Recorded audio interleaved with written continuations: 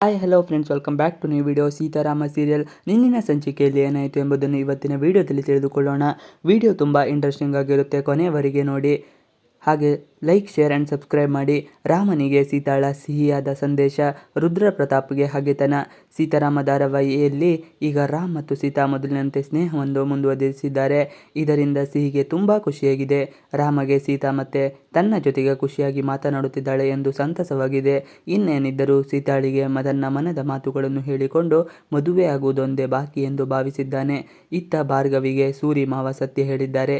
ರಾಮ ಈಗಾಗಲೇ ಹುಡುಗಿಯನ್ನು ಹುಡುಕಿಕೊಂಡಿದ್ದು ಮದುವೆ ಮಾಡಿಸುವುದೊಂದೇ ಬಾಕಿ, ಅದು ಬೇರೆ ಯಾರೂ ಅಲ್ಲ, ಸೀತಾ ಎಂದು ಹೇಳಿದ್ದಾರೆ. ರಾಮನನ್ನು ಹೊಗಳಿದ ಸೀತಾ. ಈ ಸತ್ಯವನ್ನು ಕೇಳಿದ ಭಾರ್ಗವಿಗೆ ಶಾಕ್ ಆಗುತ್ತದೆ. ಮಾವನಿಗೂ ಈ ಸತ್ಯ ಗೊತ್ತಿರುವುದಕ್ಕೂ ಗಾಬರಿಯಾಗಿ ಉಂಟು ಮಾಡುತ್ತದೆ. ಇನ್ನು ಸೀತಾ ರಾಮನನ್ನು ಹೊಗಳುತ್ತಿದ್ದು ಈ ಬಗ್ಗೆ ಸಿಹಿ ರಾಮಗೆ ಹೇಳುತ್ತಾಳೆ. ಆದರೆ ರಾಮ್ ಒಪ್ಪುವುದಿಲ್ಲ. ಆಗ ರಾಮ್ ಬಗ್ಗೆ ಮತ್ತೆ ಸೀತಾ ಶ್ರೀರಾಮಚಂದ್ರನಿಗೆ ಹೋಲಿಸಿ ಮಾತನಾಡುತ್ತಾಳೆ.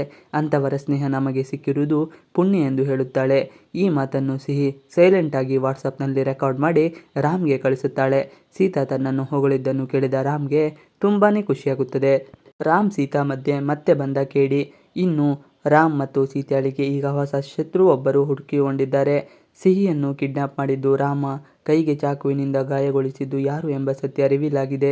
ಅದು ಬೇರೆ ಯಾರೂ ಅಲ್ಲ, ಈ ಹಿಂದೆ ಸೀತಾಳನ್ನು ಮದುವೆಯಾಗಲು ಮುಂದಾಗಿದ್ದ ಅಡ್ವೊಕೇಟ್ ರುದ್ರಪ್ರತಾಪ್.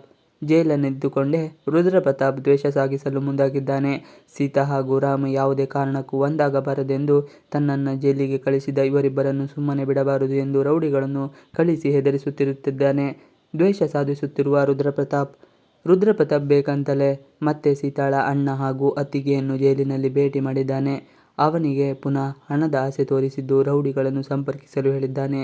ಸೀತಾ ಮತ್ತು ರಾಮ್ ವಿರುದ್ಧ ಪ್ಲಾನ್ ಮಾಡಿ ಈ ಕೆಲಸವನ್ನು ಮಾಡಿಸಿದ್ದಾನೆ. ಆದರೆ ಈ ಕೆಲಸವನ್ನು ಮಾಡಿಸಿದ್ದು ರುದ್ರಪ್ರತಾಪ್ ಎಂಬುದು ಇನ್ನೂ ರಾಮ್ಗೆ ಗೊತ್ತಾಗಿಲ್ಲ.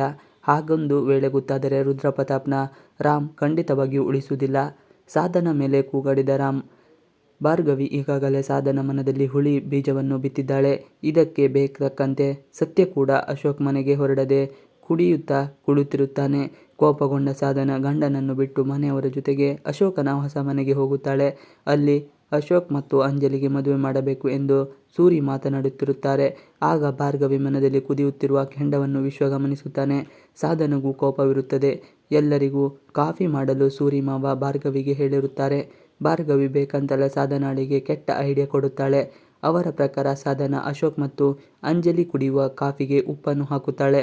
ಅಂಜಲಿ ಕಾಫಿ ಕುಡಿಯುವುದಿರುವುದನ್ನು ಕಂಡು ರಾಮ್ಗೆ ಅನುಮಾನ ಬರುತ್ತದೆ. ರಾಮ್ ಆ ಕಾಫಿಯನ್ನು ಟೇಸ್ಟ್ ಮಾಡಿ ಸಾಧನ ಮೇಲೆ ಕೂಗಾಡುತ್ತಾನೆ. ಇವಿಷ್ಟು ಇವತ್ತಿನ ವಿಡಿಯೋ. ಈ ವಿಡಿಯೋ ನಿಮಗೆ ಇಷ್ಟ ಆದರೆ please like, share and subscribe ಮಾಡಿ. ನೀವು ನಮ್ಮ ಯೂಟ್ಯೂಬ್ ಚಾನಲ್ಗೆ ಸಬ್ಸ್ಕ್ರೈಬ್ ಆಗಿಲ್ಲ ಅಂದರೆ ಬೇಗ ಸಬ್ಸ್ಕ್ರೈಬ್ ಮಾಡಿಕೊಳ್ಳಿ. ನಾವು ಹಾಕುವಂಥ ಎಲ್ಲ ವಿಡಿಯೋಗಳು ನಿಮಗೆ ನೋಟಿಫಿಕೇಷನ್ ಮುಖಾಂತರ ದೊರೆಯುತ್ತದೆ. Thanks for watching video.